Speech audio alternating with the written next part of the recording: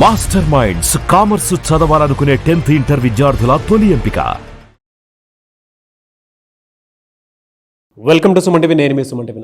ఉత్తరాభాద్ర నక్షత్రం వారికి కనుక మనం చూసుకుంటే జూలై నుంచి డిసెంబర్ వరకు ఏ విధంగా ఉండేటువంటి అవకాశం ఉంది? అన్ని రకాలుగా అంటే విద్య, ఉద్యోగం, వ్యాపారం, ఆర్థికం లాంటి విషయాల్లో అన్ని రకాలుగా చూసుకుంటే ఎస్పెషల్లీ విమెన్కి అసలు ఏ విధంగా ఉంది అనేది ఈరోజు మనతో పాటు వేదిక ఆస్ట్రాలజర్ ఉమా గారు ఉన్నారు. అది వారి మాట్లాడి తెలుసుకుందాం.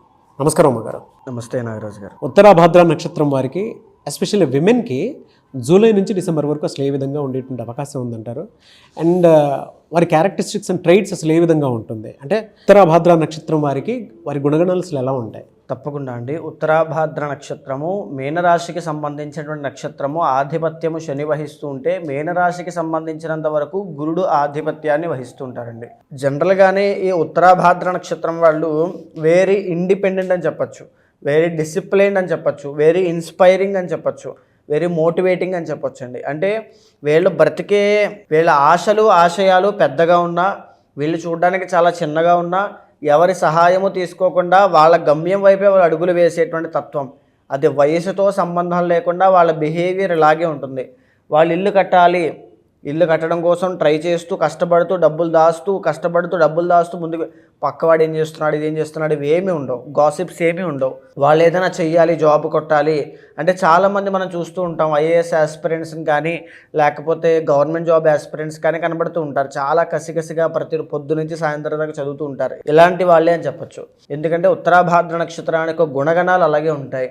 వాళ్ళు ఆలోచించేటువంటి విధానం అలాగే ఉంటుంది. మనం కష్టపడితే, మన దగ్గర స్ట్రెంత్ ఉంటే, మన దగ్గర పొటెన్షియల్ ఉంటే మనల్ని ఎవరూ ఏమీ చేయలేరని ఉంటారు తప్ప చేయి చాచాలి, అడగాలని ఎప్పుడూ ఆశించరు. సో ఉత్తరాభాద్ర నక్షత్రం యొక్క గుణగణాలు ఇంకా మనం మాట్లాడుకోవాలంటే నాగరాజు గారు, ద ఒరిజినల్ ఫస్ట్ లాట్ ఇక్కడ వచ్చేసి మీనం అంటే 12th అంటే వీళ్ళ దగ్గర ఎప్పుడూ డబ్బులు నిలబడవు. 100 కోట్లు సంపాదించినా 1000 కోట్లు సంపాదించినా డబ్బులు ఎప్పుడూ నిలబడవు వీళ్ళ దగ్గర. అదేవిధంగా ఫారెన్ ట్రావెల్స్ అనేటువంటివి చాలా బాగుంటాయి. విదేశీ యోగాలు, దూరపు ప్రాంతాలు, తీర్థయాత్రలు, ఈ దర్శనాలు చేసుకోవడం, టూర్స్ వేయడం, ట్రిప్స్కి వెళ్ళడం, ఇవన్నీ కూడా చాలా బాగా వర్కౌట్ అవుతాయి, బాగుంటాయి అని చెప్పచ్చు. దీంతో పాటుగానే తెలియనటువంటి దాంట్లో గొడవల్లోనూ వాటిలోనూ ఇరుక్కుని ఈ క్రైమ్స్లో వాటిలో ఇరుక్కునే అవకాశాలు కూడా వీళ్ళకి ఎక్కువ ఉంటాయండి. ఈ మాట వాస్తవం. అంటే అది వీళ్ళకి సంబంధం ఉన్నా లేకపోయినా ఏదైనా జరగచ్చు. సో అది కూడా ఉంటుంది. దైవభక్తి ఉంటుంది, స్పిరిచువల్ నాలెడ్జ్ చాలా బాగుంటుంది, 10 మందికి జ్ఞానాన్ని పంచాలని కోరిక బాగుంటుంది, ప్యూర్ హార్టెడ్ అని చెప్పచ్చు. అదేవిధంగా కోపము కూడా ఉంటుంది. ఈ కోపం వలనే ఈ ఇబ్బందులు అనేటువంటి, అంటే కోపం కూడా కాదు, దాన్ని ఏమంటారంటే ఈగో అనొచ్చు, యాటిట్యూడ్ అని చెప్పచ్చు. అంటే కొంతవరకు ఆ Ravi, because 6th lord Ravi అండి, చాలా పవర్ఫుల్ అనమాట. అంటే వీళ్ళని హర్ట్ చేసినా ఇన్సల్ట్ చేసినా ఊరుకోరు. అంటే దానికి తగ్గ ప్రతిఫలం అనుభవించాల్సింది ఎవరైనా సరే. సో ఆ రకమైన పట్టుదల, అదేదో స్టోరీలో ఒక కొండని తవ్వేస్తూ ఉంటాడు ఆ వ్యక్తి, ఆ రకమైన పట్టుదలని చాలా ఎక్కువ ఉంటుందండి. The original first and 10th lord ఇక్కడ గురుడు అవ్వడం వల్ల మేజర్గా ఏంటి అంటే వీళ్ళ వృత్తులు అనేటువంటివి గవర్నమెంట్ జాబ్ వచ్చే అవకాశాలు వీళ్ళకి చాలా బాగుంటాయి. నాగరాజు గారు 100% మీరు గవర్నమెంట్ జాబ్ కోసం ట్రై చేస్తూ ఉంటే, ఎస్పెషల్లీ 1వ పాదము 4వ పాదం అండి, ఈ 2 పాదాల వాళ్ళకి అద్భుతంగా గవర్నమెంట్ జాబ్ వచ్చేటువంటి యోగం కనబడుతుంది. రైల్వే డిపార్ట్మెంట్స్ కానీ, ఎలక్ట్రికల్ డిపార్ట్మెంట్ కానీ, సివిల్ ఇంజనీర్స్ కానీ, టీచర్స్గా కానీ, లేకపోతే ఇంకా నార్మల్ ఫీల్డ్ అయితే వడ్డీ వ్యాపారం చేసేవాళ్ళగా కానీ, లేకపోతే ఈ వేదాంతం చెప్పేటువంటి వాళ్ళగా, ప్రవచనకర్తలుగా, యాస్ట్రాలజర్స్గా అద్భుతమైనటువంటి రాణింపు వీళ్ళకి కలుగుతుంది. అయితే the original 2nd and 9th lord అయినటువంటి కుజుడు కాబట్టి మాట విషయంలో చాలా జాగ్రత్తగా అదుపు చేసుకుని బాధ్యతగా మాట్లాడడం చాలా అవసరం అండి. అంటే పరుషంగా మాట్లాడడం వల్ల, అనవసరమైన విషయాల్లో తలదూర్చడం వల్ల చాలా ఇబ్బందులు వచ్చే అవకాశాలు ఉంటాయి. దీంతో పాటుగానే రక్తానికి సంబంధించిన ఆరోగ్య సమస్యలు కనబడతాయి. సో చాలా జాగ్రత్తగా ఉండాలి.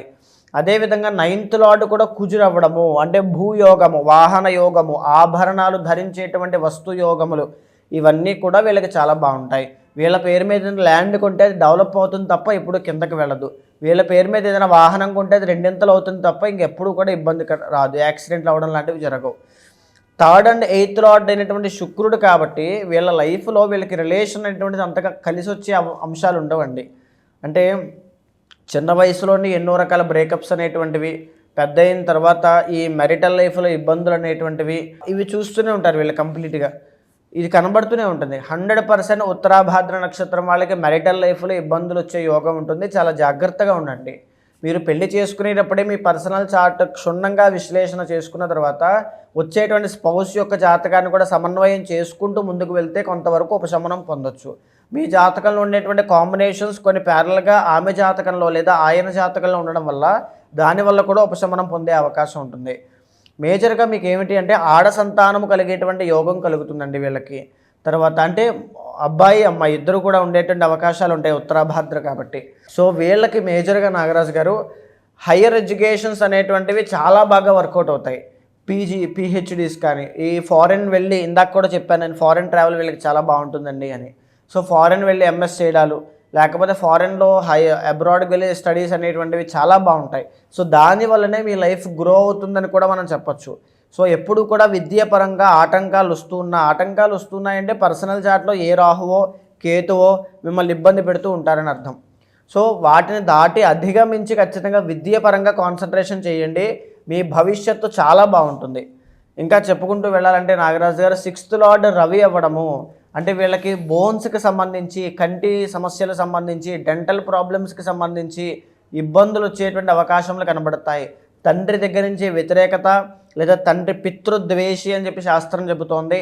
తర్వాత ఇంకా చెప్పుకుంటూ వెళ్ళాలి అంటే తండ్రి యొక్క అనారోగ్యము తండ్రికి ఇబ్బంది కలగడము ఇవన్నీ కూడా ఈ 6th లార్డ్ రవి అవ్వడం మేజర్గా ఉత్తరాభాద్ర నక్షత్రానికి కలిగేటువంటి ప్రభావాలు. అయితే the original 11th and 12th lord ఇక్కడ శని అవుతూ ఉన్నారండి.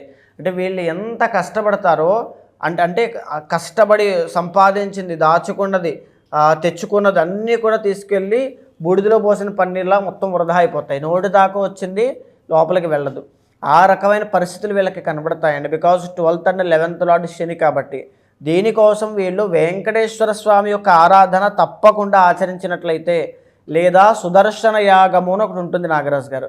ఆ సుదర్శన యాగం చేయించండి ఉత్తరాభాద్ర నక్షత్రం వాళ్ళు. మీ లైఫ్లో ఒక టర్నింగ్ పాయింట్ అనేటువంటిది సుదర్శన యాగం వల్ల కలుగుతుంది. చాలా ఎక్స్ట్రాడినరీగా కలుగుతుందండి. అయితే మేజర్గా మనం 4 పాదాలకి చూసుకుంటే నాగరాజు గారు మొదటి పాదము సింహనవాంశ అనేటువంటిది ఉంటుంది. వీళ్ళకి సంతానము కలిగిన తర్వాత వీళ్ళ లైఫ్లో చాలా చేంజెస్ అనేటువంటివి కనబడతాయి.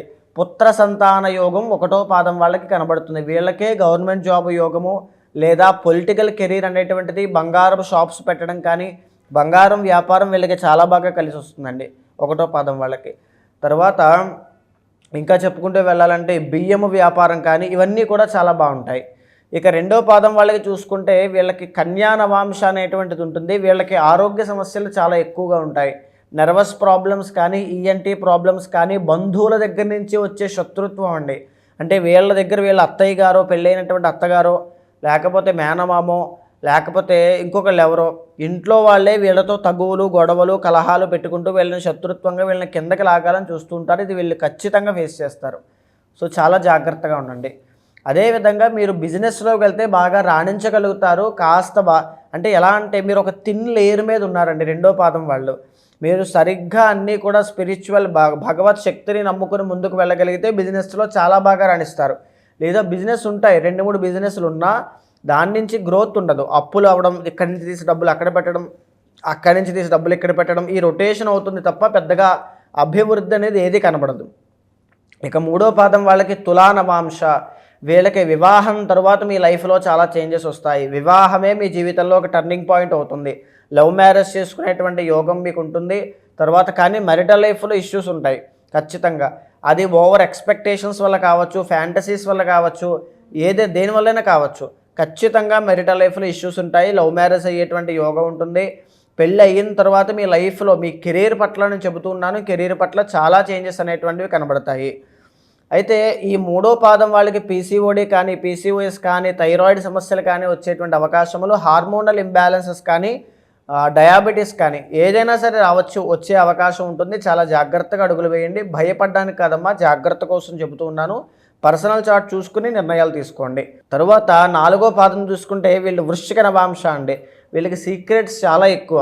అంటే సీక్రెట్స్ అంటే ఏమీ లేదు, బయటికి చెప్పుకోలేకపోతారు. ఒక ఇంట్రోవర్ట్ మైండెడ్ కానీ లేదు అనుకుంటే వీళ్ళకి ఈ ఓవర్ థింకింగ్ కానీ యాంగ్జైటీ ఇష్యూస్ కానీ రుణ బాధలు, అప్పుల వల్ల financial tensions, credit cards, EMIs ఇలాంటివి ఎక్కువగా ఉండడం. తర్వాత వాహన ప్రమాదాలు తరచూ అవుతూ ఉండడం, ఎప్పుడు సర్జరీస్ అనేటువంటివి అవుతూ ఉండడం, ఇంజురీస్ అవుతూ ఉండడం, ఇలాంటివి 4వ పాదం వాళ్ళకి కలుగుతాయి. 4వ పాదం వాళ్ళకి కానీ వీళ్ళకి గవర్నమెంట్ జాబ్ యోగం ఉంటుందండి.